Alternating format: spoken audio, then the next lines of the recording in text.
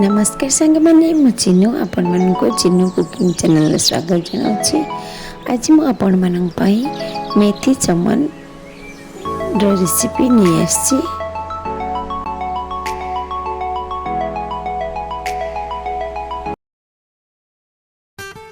मेथी चमन बनवाई मुझे गोटे पनीर टमाटर अदा रसुण और पियाज और टमाटर को मु छोट छोट पकड़ी काटने मु प्रथमे कढ़ाई रे टिके फ्राई करदेवी। ठंडा होला परे ताको मु ग्राइंडिंग करी।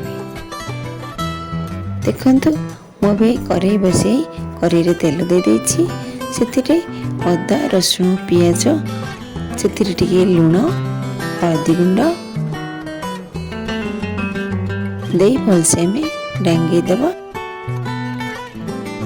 अदा रसुण पियाज टिके भाजी हो गला परे हमें सेतिरे टमाटर दे देबा।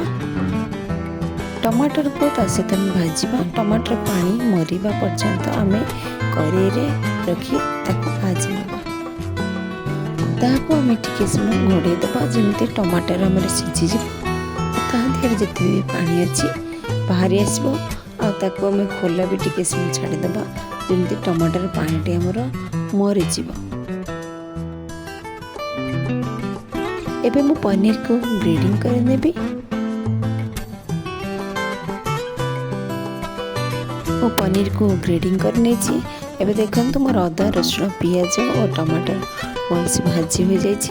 ताको मु ठीक ठंडा हा पई छाड़ देबी। ता देहर भी हमें लंका गुंड और गरम मसला देकी भी हमें ता भाजी नेबा। तो आपण माने चाहिले गरम मसला नहीं तो पनीर मसाला भी आपण दे परिबे।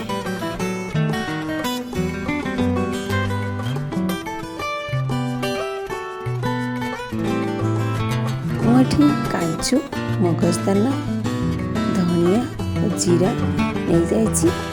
एते भलसे ग्राइंडिंग कर नेबा।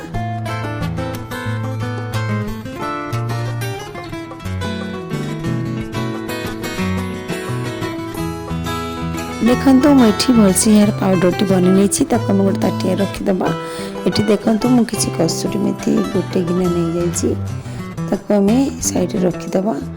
तापर एठी किछि भुसुंगा पत्र कटा हैथवा कंचा लंका दालचीनी आउ किछि कटा हैथवा रसुण नै जिबा। देखंतु मोर अदा रसुण पियाज और टमाटर से भाजी थिबा ताको ठंडा हो जाइछि। ताको मु भलसे पेस्ट कर नेबे। एबे कढ़ाई रे तेल देई गरम हो गला पर तेल सेथिरे हमें रखा हैथवा दालचीनी 2 खंड और 2-3 टी गोलमरीच और भुसुंगा पत्र तेल रे दे देबा।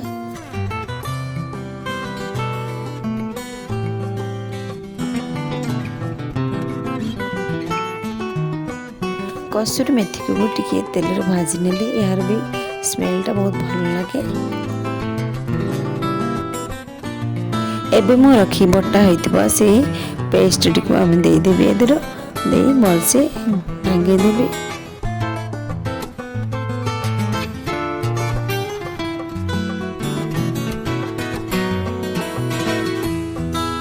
पूर्वर जेहेतु आम अदा रसुण और पियाज को आम भाजी नहीं तार से जो कंचा स्मेलटा अब चली जाइथिबो।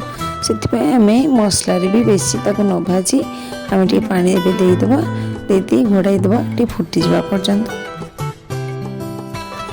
मसला फुटी आसला परे मु सेतिरे जो ग्रेटेड पनीर की रखिथिबे ताको आम दे देबी।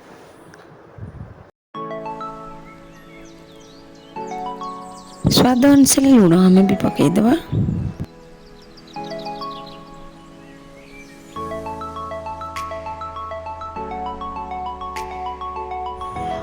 हमर फुटी आसला परे ता देहरे हमें कटा हैतबा कंचा लंका कटा हैतबा रसुण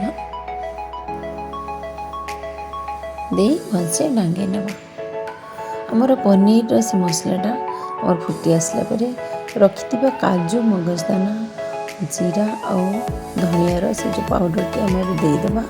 और गैस रे फ्लेम टा को हमें मीडियम फ्लेम रखा। ताको टिके फुटी आसला पर्यंत आम घोड़ाई देवा। एबे मैं टिके बटर टिके सुगर देदेवी।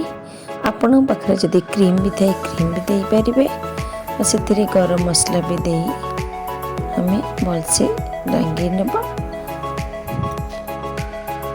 2 मिनिट ताको आम घोड़े देवा। देखंतु एबे मोर मेथी पनीर रेडी हो जाइए। आपण माने एहाको रुटी नहले परोटा सहित खाई परिबे। आपन को मो रेसिपी केमती लागला निश्चय कमेंट करी कहिबे।